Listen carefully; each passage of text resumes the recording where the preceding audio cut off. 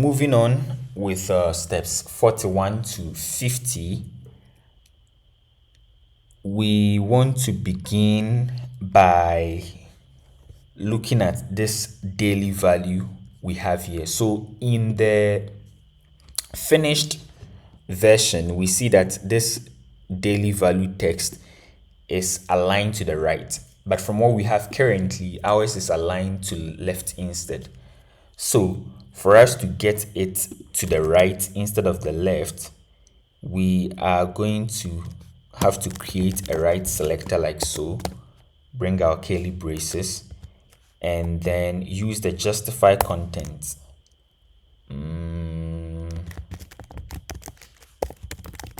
Okay, and we'll say flex end. Yeah, flex end, that works. Okay, I wasn't sure of that one, but yeah, it actually worked. So use your existing divider element as an example to add a new divider after the P element. Okay, so we have our P element and want to add a divider element. So the way we do that is to add our div. So basically what we are doing is we are just adding this element here. Where is it? This one right here. So I can just copy it. Okay.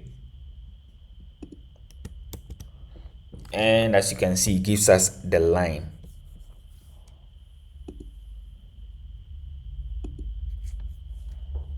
Next up, after the last divider element, we want to create a P element and give it the text total fat 8 grams 10%. Okay, so after this divider element, we want a P element, and this P element is going to give us, we want it to have this text. Let me just copy it and paste it. Now what we want to do is we want to wrap the total fat in a span element. So this one right here, we want to wrap it in a span element. So our opening span tag, and then our closing span tag. Okay, now I want to give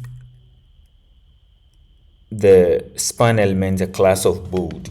So class, the value is going to be bold, and we also want to wrap the 10%.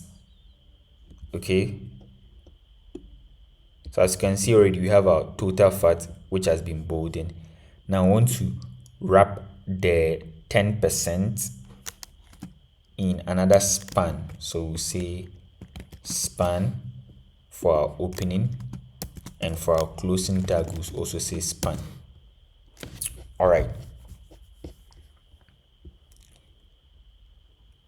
we also want to give the 10% a class of bold. So we'll say class bold. Finally, we want to nest the span for the total fat element and a text with 8 grams in an additional span element for alignment.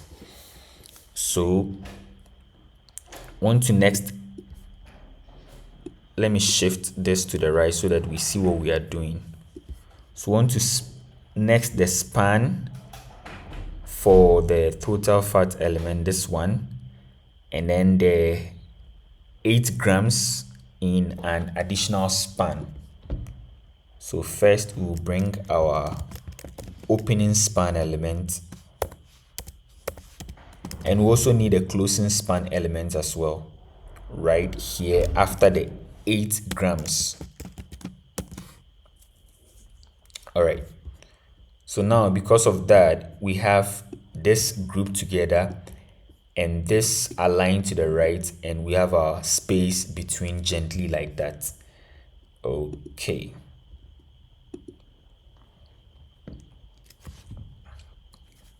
all right, so before your element with the total fat text, which is this p tag right here. We want to create a new p element. Okay, so create a new p element.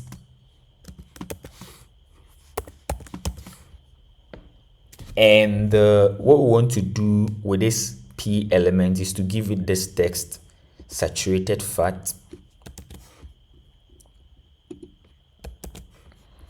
and then wrap the 5% with a class attribute set to bold. Okay, so this 5% right here will be wrapped in a span. We have our opening span. Let's get our closing span, and then we want to give it a class attribute with the value of bold. Okay, all right. Now, as you can see, in this case, this is enough to align the percentage to 5%. And that's because in this case, we have just two. So we have this text here without the span, and we also have this text here with the span. So that's like just two child elements of this p element.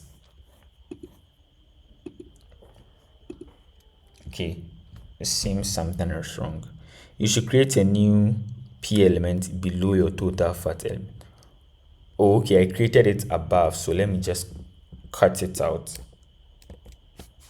and then let me just put it below instead of above. There you go. All right, next up, this new p element will need to be indented.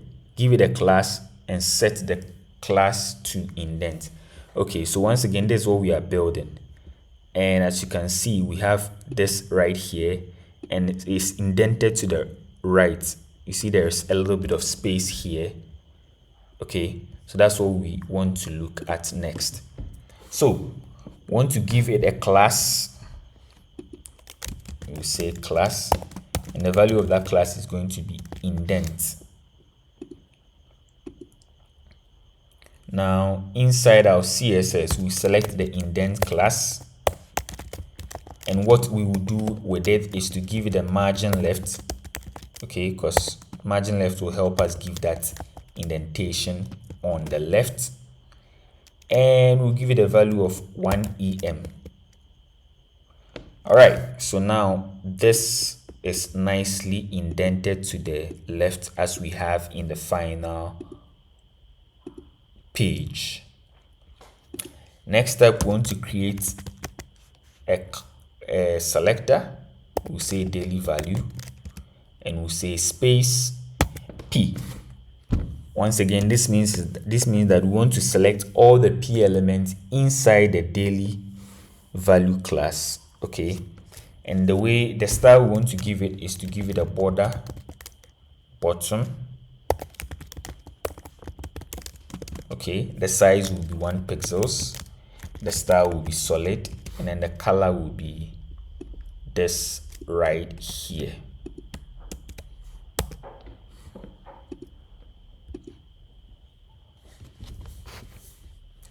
All right, the bottom borders under your daily value, and saturated fat element do not extend the full width of the label. Add no divider class for these two elements. Okay,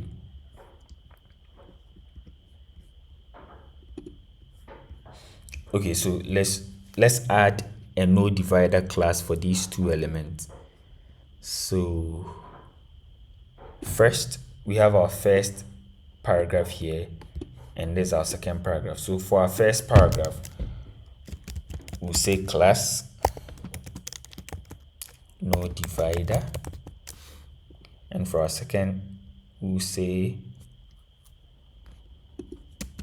no divider.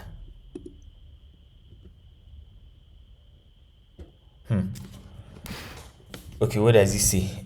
the bottom borders under your daily value and saturated fat element do not extend the full width of the label.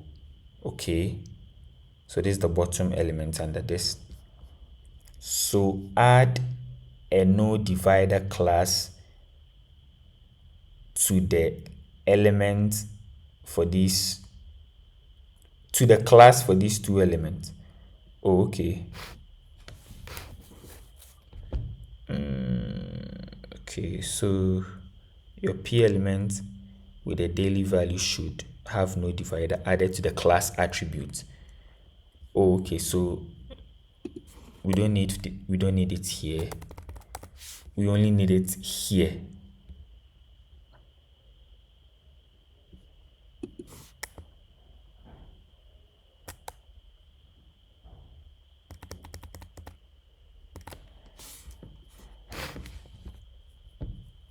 So the p element with the daily value text should have a no divider. So let's say no divider. Okay, and the p element with the saturated should also have a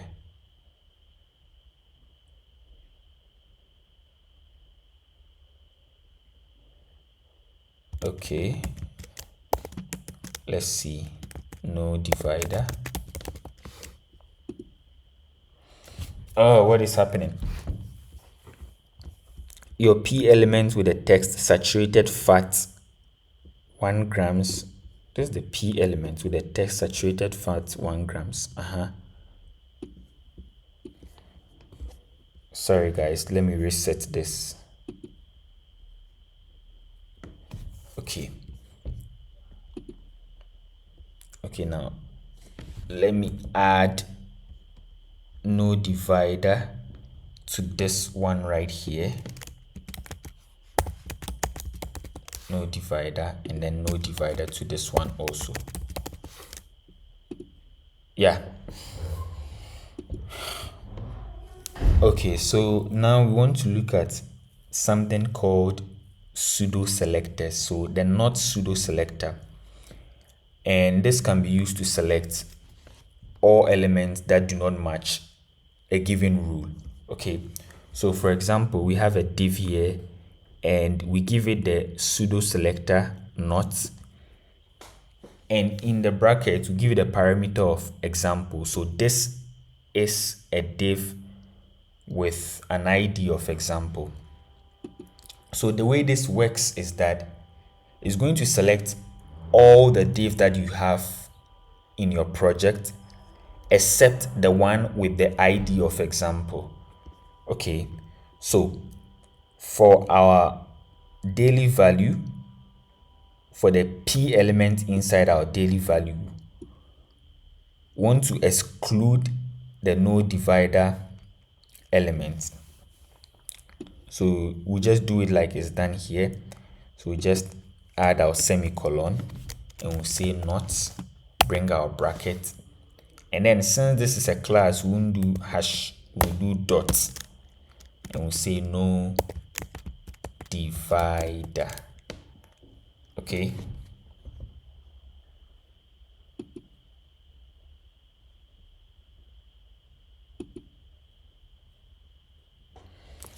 all right, so next up, now you have to add separate dividers below your no divider element.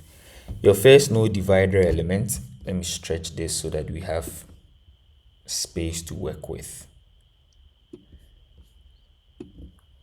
All right, your first no divider element has a dot divider after it. So this is the first no divider element, and we have a divider after it. Create another divider after the second no divider element. Okay, so I can just copy this and put it after the second no divider element, which is this one. Okay,